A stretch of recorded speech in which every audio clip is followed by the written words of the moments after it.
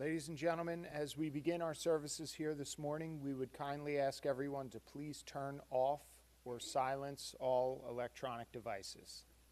Thank you.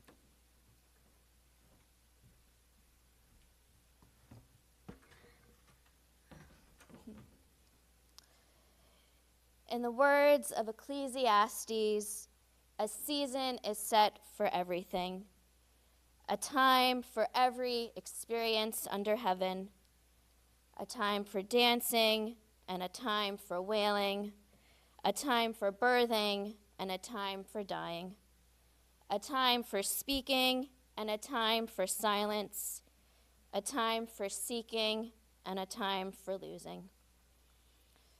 This time of mourning is a complicated time filled with many emotions and memories. We begin our service with a recitation of Psalms, linking Glenda's life with the 3,000-year-old tradition of the people Israel and the eternity of God. Mizmor David, Adonai roi lo'echzor, binod deshe yor bitzini, amei menuchot yenachaleni, nafshi yeshoviv, yancheni v'magalei tzedek, leman shemo. Kam ki elech begates amavet, lo yira ra, ki ata imadi. Shivtecha umishantecha, hema yenachamuni, taroch lefanai shulchan, neged zorerai,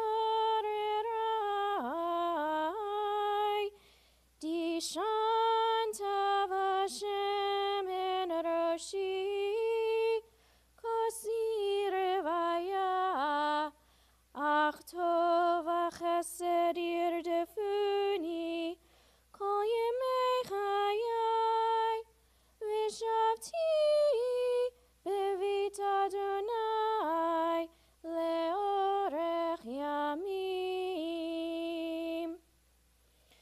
You may join me in reciting the 23rd Psalm in English. The Lord is my shepherd, I shall not want. He maketh me to lie down in green pastures. He leadeth me beside the still waters. He restoreth my soul. He leadeth me in the paths of righteousness for his name's sake. Yea, though I walk through the valley of the shadow of death, I will fear no evil, for thou art with me. Thy rod and thy staff, they comfort me. Thou preparest a table before me in the presence of mine enemies. Thou hast anointed my head with oil. My cup runneth over.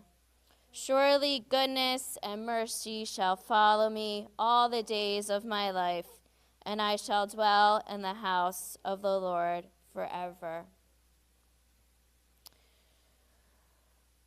I would like to call up Glenda's sister, Paula, to share a few words about Glenda, followed by Donna and then Bruce.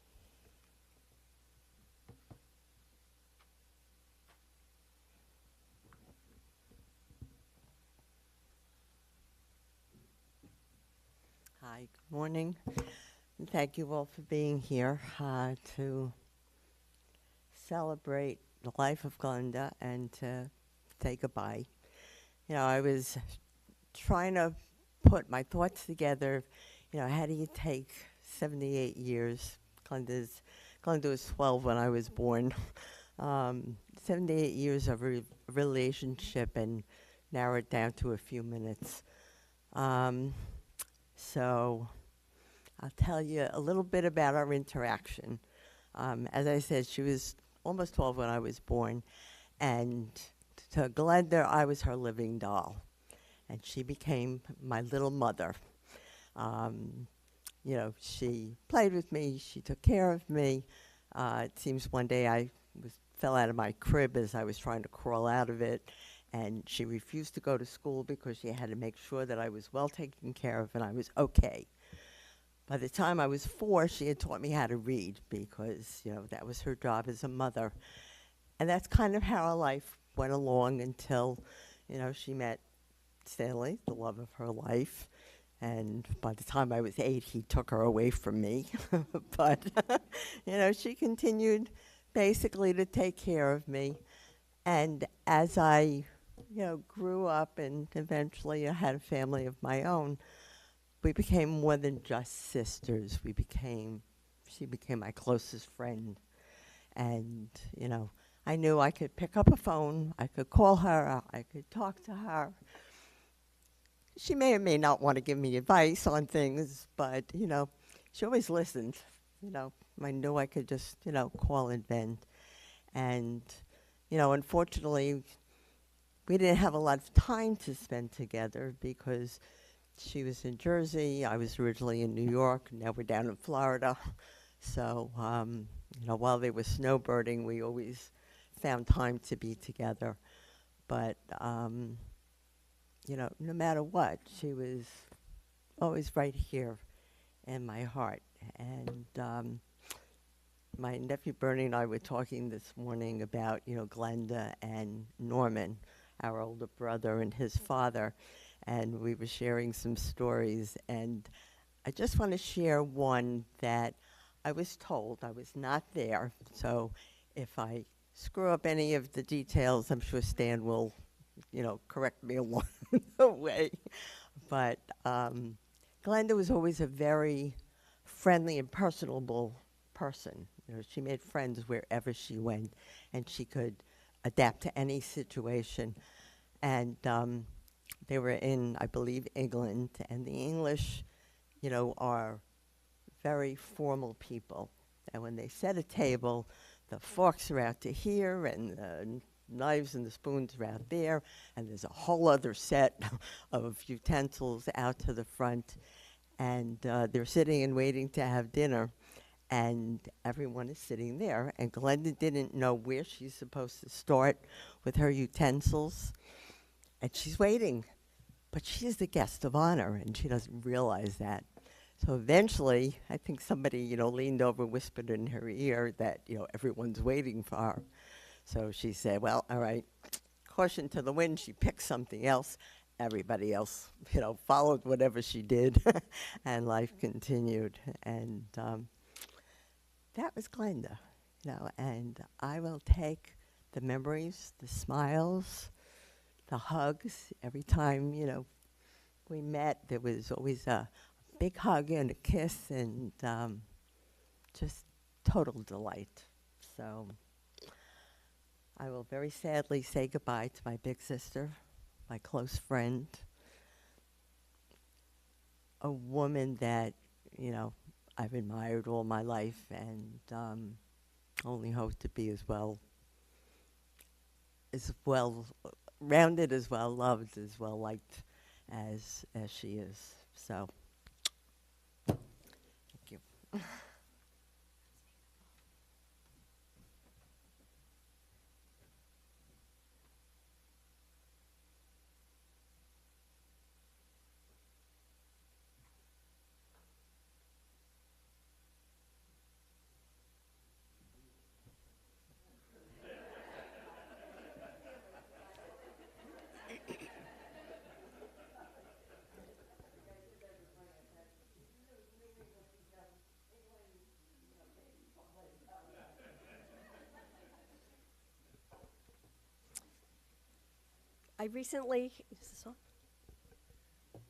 I recently heard a sermon in which the listeners were asked to consider this question. If you were writing the story of your life, what genre would the book be? I've been pondering my mother's story for a few days, and I would call her life a love story. She and my father had an incredible love for each other that spanned 7 decades. The two of them enjoyed many activities and travel opportunities together. They sustained a romantic relationship until the very end. They usually held hands when they were walking together, and as a teenager, I often found them snuggling up on the couch together. This was very embarrassing to me, by the way, as a teenager. As my mother's illness progressed and she moved into the nursing home section of Lionsgate, Dad would visit each morning at 10 a.m. Mom would smile and pucker up for her kiss. Long after she ceased to recognize everyone else, she would lift her face for that kiss from Stan. Dad was happy to oblige, eagerly and often, throughout his visit each day. But her love extended far beyond her husband. She deeply loved her family and her friends. Her grandchildren adored her, and she adored them right back. In their childhood, she was always thinking about the next excursion she might take with them. She paid attention to the little things. Who liked raisins in their challah, and who did not? My mother taught me that what it means to be a good friend. Indeed, she treated her friends like family. She showed us that being a good friend takes time, but is well worth the effort. She knew when to give advice and when to listen. If you extended a kindness to her, you might discover a handwritten thank you note in your mailbox. You might be treated to some homemade chicken soup if you were ill, or maybe just because she thought you would enjoy it. Acquaintances quickly became like family to her because she would extend an invitation to get to know them better. She was definitely a social director in the family, and this role gave her great joy. Tom and I were always amazed by the new friends that Mom and Dad would make when they were traveling. These new friends lived near and far, but they would find a way to keep in touch and get together. Compassion was her strong suit, and she played it well. Her focus was on how she could make a difference in the lives of those around her. Mom was generous with her attention and her love. She knew that happiness is not made by what we own, but by what we share. Yet most of us know it was rare for her to visit with anyone without a small gift in hand. You had to be careful about things that you openly admired in front of her, because Glenda might want to buy it for you. When I began, I said my mother's life has been a love story, a love for my dad, and a love for all of us. And she demonstrated that love day after day. I'd like to believe that those of us who have been loved by Glenda, and that's just about everyone she knew, carry a little bit of her with them, continuing her story.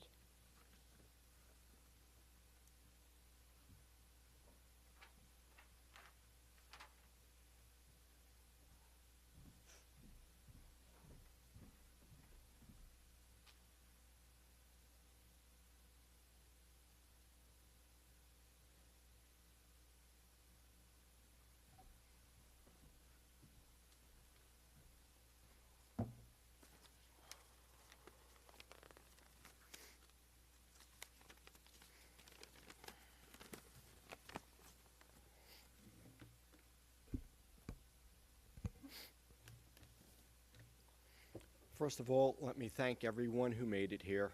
Dad, Donna, myself, and all our families truly appreciate your efforts. The world is too busy, and it means a lot to us that you've taken time from your day, your families, to be with us.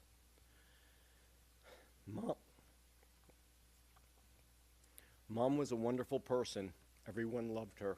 She was sweet, smiling, happy, friendly, and there for everyone. Mom deserved better, much better than to have her body ravaged by a terrible disease. But Mom didn't care. She stayed wonderful. She stayed smiling, joking, happy, and friendly to everyone. Her family loved her. Her family loved her. Her friends loved her. My friends loved her. The nurses loved her. The aides loved her, because Mom loved everyone. Brett remarked the other night that he had never seen Mom angry. I laughed that I had, but yeah, it was my fault. Not sure that she was really angry at me, perhaps disappointed, because Mom truly never got angry. Mom was just too nice for that, to everyone. But most of all, Mom loved her family, especially Dad, but everyone. She never stopped giving him kisses. He just needed to smile at her, and she would lean forward to give him a kiss. Up to that last day that I visited her last week, Mom had a kiss for Dad. It was a beautiful love affair, love at first sight and forever. True smoltz, just like the vows. Through good times, bad times, sickness, health, rich and poor. Quite a lesson and example for all of us. If only we could bottle that and send it around the world. So now that I got through that, I'd like to share some of my remembrances of Mom that not everybody got to see.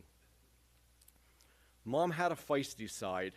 Especially as she got older, she lost a little of her sweet filter in front of us. Dad would ask for a kiss. Mom would say no.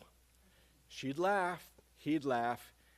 He'd try again in a couple minutes, and usually Mom would relent. But she had, it was funny to see, she had that twinkle in her eye, and you knew that somewhere inside her, she knew she was just messing with him, and it was funny. And I think Dad got the joke. I think Dad got the joke. But Mom also had a naive side, which really was a big part of her sweetness. She saw the world through her own eyes, that everybody was as sweet as her. When Diane and I got engaged, Mom insisted on having a nice dinner to meet Diane's parents, because that's who Mom was. Mom planned a very nice Chinese dinner at the house. She thought it would be cute to have X-rated fortune cookies.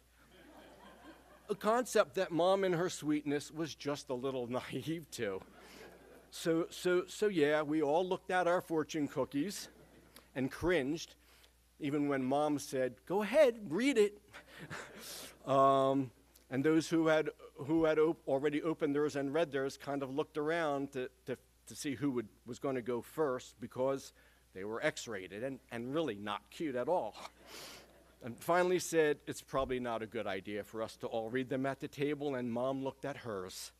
Mom was embarrassed, but eventually she learned to laugh about it.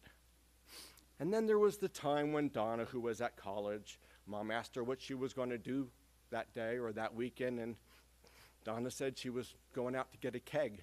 And Mom said, "Oh, a cake, how nice." What kind of cake are you getting?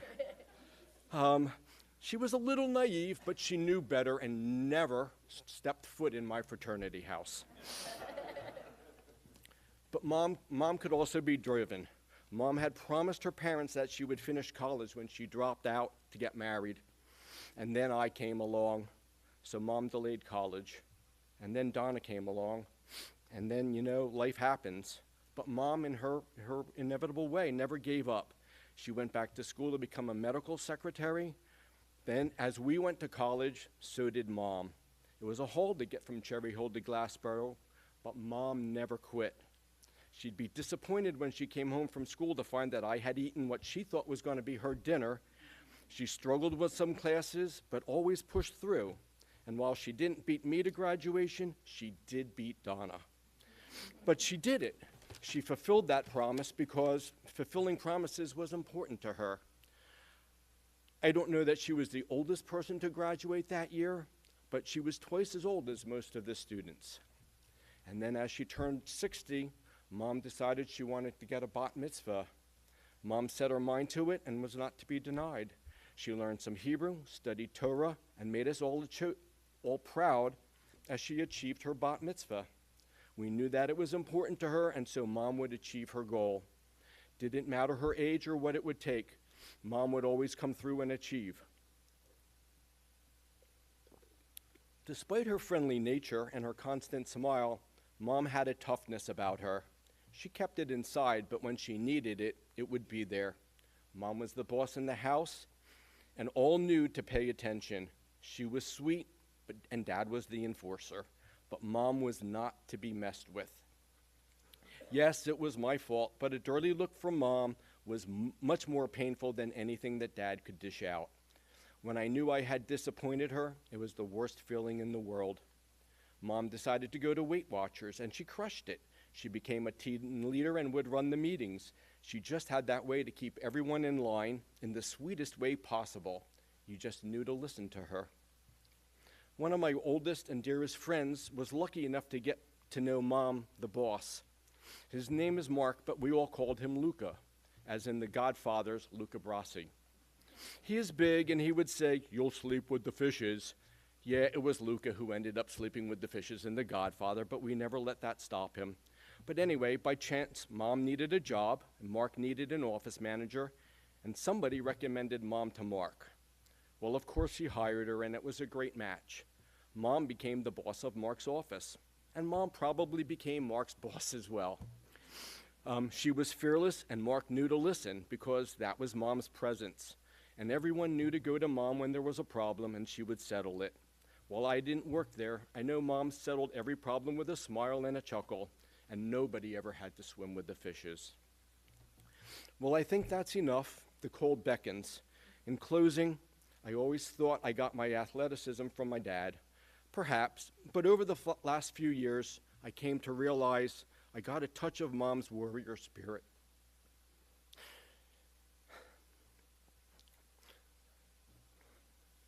I wish I was half the fighter that she was. She just never gave up. Always she would win with a smile. When we first learned she had Alzheimer's, we were told that maybe she would live 5 years with it. Here we are 10 years later, and Mom has finally stopped battling. She did it with grace and a smile on her face, always. Thanks again to everyone who came out to honor Glenda. As you know, she was truly one of a kind, and she'll be missed by everybody.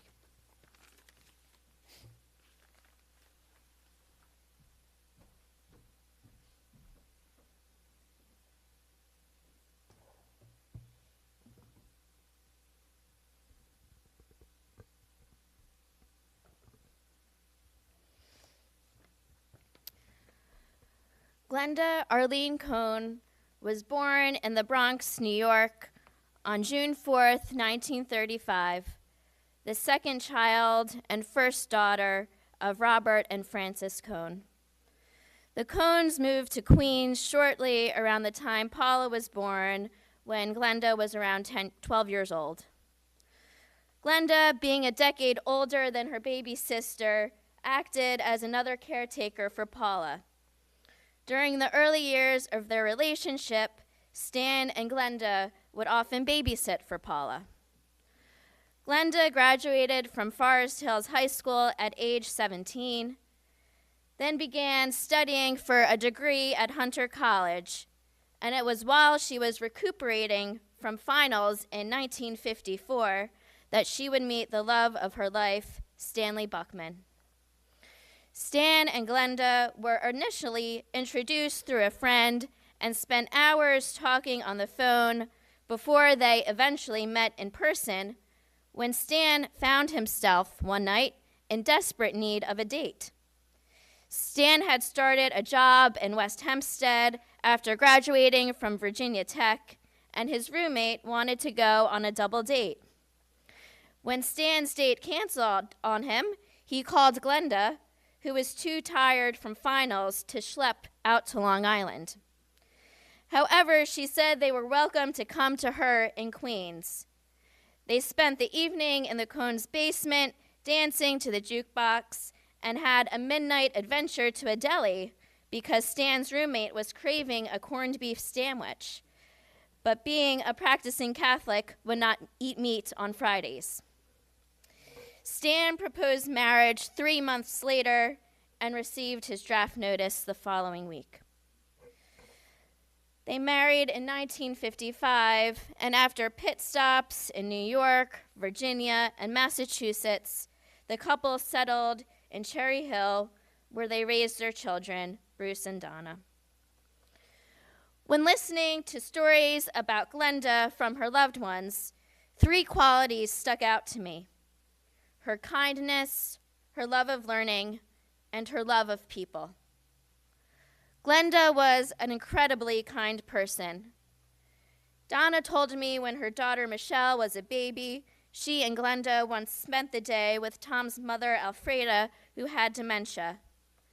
Instead of spending the day fawning over her granddaughter, Glenda watched over Alfreda, holding her hand and helping her, even though Glenda at the time did not know her very well. Glenda had a love of lifelong learning. At the age of 45, when her kids were teenagers, she went back to school to finish her degree and earned a bachelor's in business administration from Glassboro State, which she used to work as an office manager. 15 years later, she began studying with a rabbi and became a bat mitzvah at age 60, something she had always wanted to do. Glenda and Stan studied a variety of subjects in retirement. They took piano lessons together and took a film class at the JCC. Their many winters in Florida were spent learning. Glenda loved being surrounded by people. As Donna put it, she had a collection of friends, being the glue that kept her family and different social groups together. Glenda and Stan, along with several other couples, were part of a dinner group called the Gourmets that had monthly meals together. The group stuck together for so long that the Courier-Post wrote an article about them for their 25th anniversary. Glenda also had a group of friends that played mahjong that would set aside money so they could attend shows in New York together. Tom told me that Glenda was constantly making phone calls to friends, and she loved staying in touch with people by sending cards. Glenda was a devoted grandmother. She loved supporting her grandchildren, attending graduations, and as many recitals and sports games as possible. Glenda loved spoiling her grandkids, keeping the pantry stocked with their favorite snacks, taking them out for Chinese food, and offering to do their laundry. Michelle told me her Nana would always slip her $20 when she left their house to use, quote unquote, for the bridge, even though the toll was only, at that time, $5. Above all, Glenda was a partner in her 70-year-long marriage to Stan. I have never witnessed such devotion in my life. Every day at 10 a.m., I could count on seeing Stan walking over to the skilled nursing facility in Lionsgate to visit Glenda. On Saturday mornings, I always knew it was time to start Shabbat services when I saw Stan walking through the chapel on his way to Glenda's room. Glenda was loved by all the staff at Lionsgate, and Stan's devotion was admired by everyone. Stan never left Glenda's room without giving her a kiss goodbye. Glenda is mourned by her husband Stan, her sister Paula and Dennis, her children Bruce, Diane, Donna, and Tom, by her children Corey, Diana, Brett, Anastasia, Michelle, David, Allison, and Keith, by her great-grandchildren Emma and Penelope Glenda, who is named after her great-grandmother. May her memory be a blessing. Shiva will take place following the burial today from 1 o'clock to 3 o'clock at Lionsgate. The address is 1110 Laurel Oak Road. Make sure you go through the entrance that's labeled Independent Living.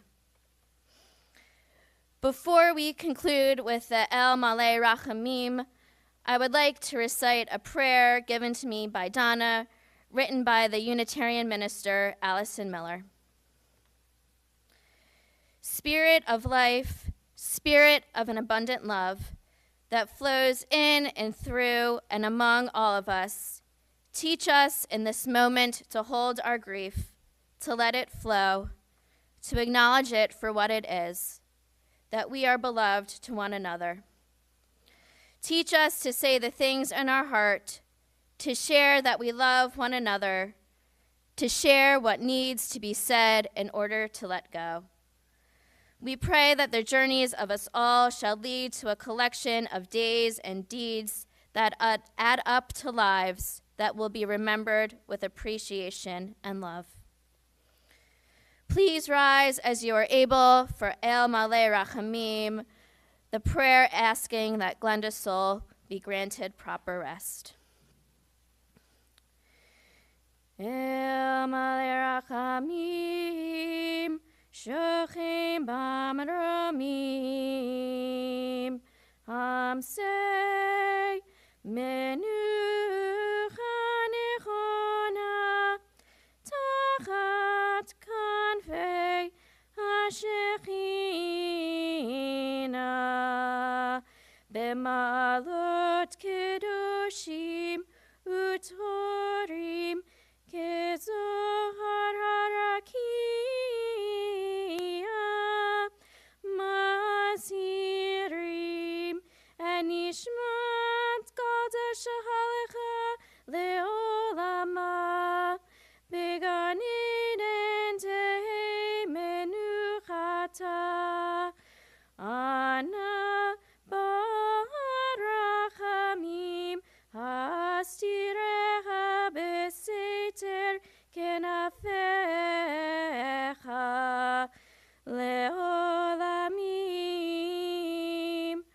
Utzror, Utzror, Vitzror HaChaim, Enishmata, Adonai Hu Nachalata, V'tanuach B'shalom Amishkava, V'nomar Amen.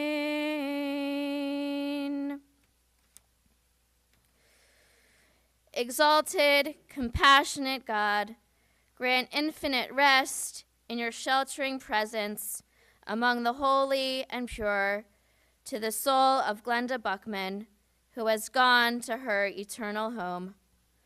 Merciful One, we ask that our loved one find perfect peace in your eternal embrace. May her soul be bound up in the book of life. May she rest in peace. And let us say, Amen.